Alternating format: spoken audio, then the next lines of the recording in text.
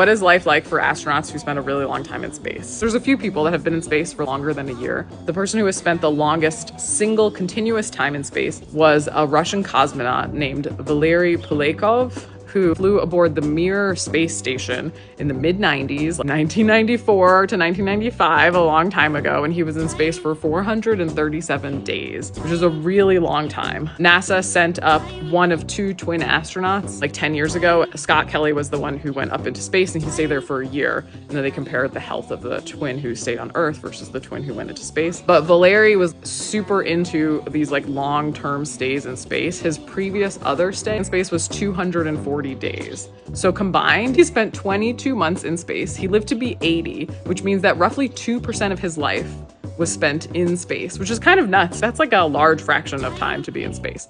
But anyway, your body is like very maladapted for space. Gravity is annoying, but also like your entire